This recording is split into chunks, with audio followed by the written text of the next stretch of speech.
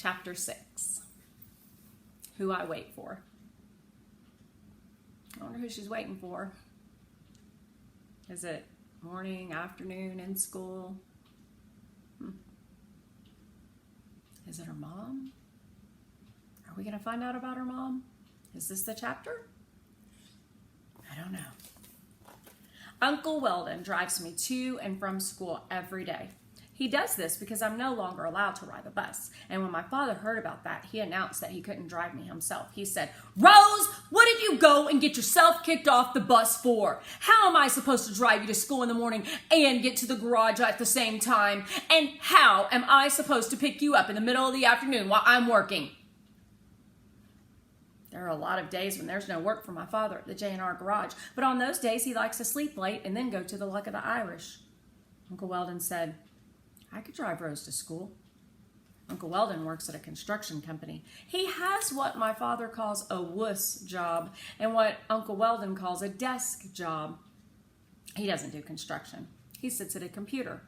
His job starts at 9 a.m., so he could easily drop me off at school, which starts at 8:42 a.m., before going on to his company, which is called Gene's Construction Incorporated. He said he would ask his boss if he could work through his lunch break so that he could pick me up at 2:42 p.m. and run me home every afternoon. When Uncle Weldon mentioned that he could drive me to school, he didn't look directly at my father. He and my father and Rain and I were sitting on the front porch, and Uncle Weldon stared out at Hud Road while he spoke. I waited for my father to say, "I can take care of this myself." But instead, he lit a cigarette and stared at Hud Road. So then I joined them in looking at the road while I said to my father, "Did your father drive you to school?" "He didn't have to. I didn't get kicked off the bus. Why are you asking about my father?" I was asking because my father always says that he's not going to be the kind of father that his father was.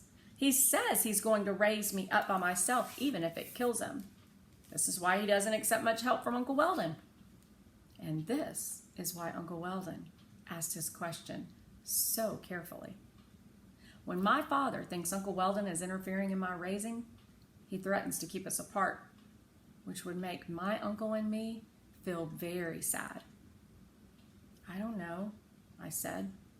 Rain was lying next to me on the old couch that my father had put out on the porch. She rolled over on her back and rested her head in my lap. "You asked me a question, but you don't know why you asked it?" said my father. "Yes." "So what about it?" Uncle Weldon wanted to know. "Could I drive her? It would solve the problem." "It wouldn't mean you're a bad father," I said. Uncle Weldon shifted his gaze from Hud Road to me, and his eyes opened wide. "That is certainly not what I meant." "Well, anyway, I don't see another way around it," replied my father. And that is how Uncle Weldon started driving me to and from Hatford Elementary. Every morning, Rain and I wait on the front porch for my uncle to come along Hud Road in his black Chevrolet Montana.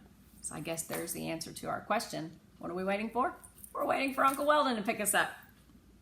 When I see the truck, I kiss Rain on her head and put her inside the house. Then I climb up beside my uncle and tell him if I've thought of any new homonyms since the day before. If I have, Uncle Weldon says, "That's great." And then we try to think of other new homonyms that sound like the new pair, the way I did with choose and bruise and bruise. After we discuss homonyms, we look out the window for a while, and then Uncle Weldon will say, "Everything all right with your father and Rain?" The least complicated answer is yes.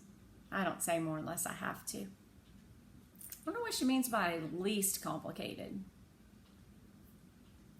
Sometimes maybe when, you get home from school and mom says, "How was your day at school today?" And you say, "Oh, it was fine. What'd you learn today?" "Oh, I don't know." Is it just easier to say that than have to remember whatever it was you learned today? I thought so.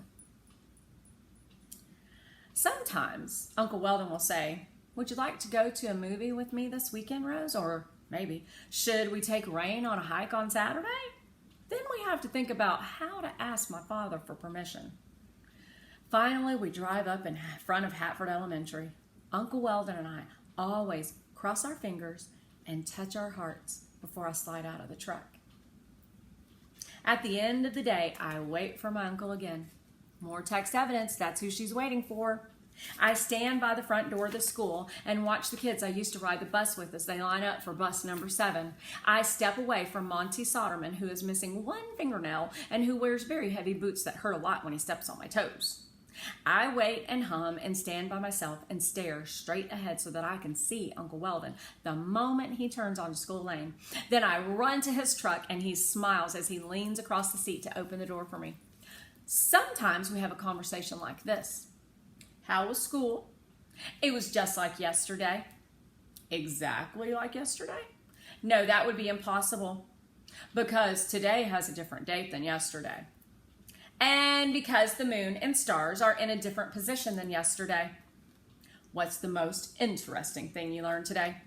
That if you assign letters to numbers in Weldon, like 23 for W because it's the 23rd letter in the alphabet, and 5 for E, and 12 for L, and 4 for D, and 15 for O, and 14 for N, the numbers add up to 73. Guess what 73 is? A prime number. Yes! And that is as special as a homonym. My father's name is a prime number too.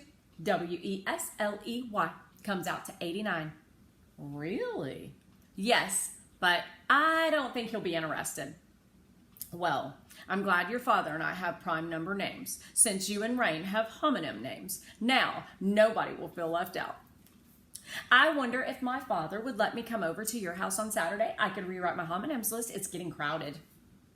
Would you like me to ask him about that? Yes, but just ask if I can come over. Don't mention the list. I'll do what I can. Fingers crossed, heart touch. I wave goodbye to my uncle.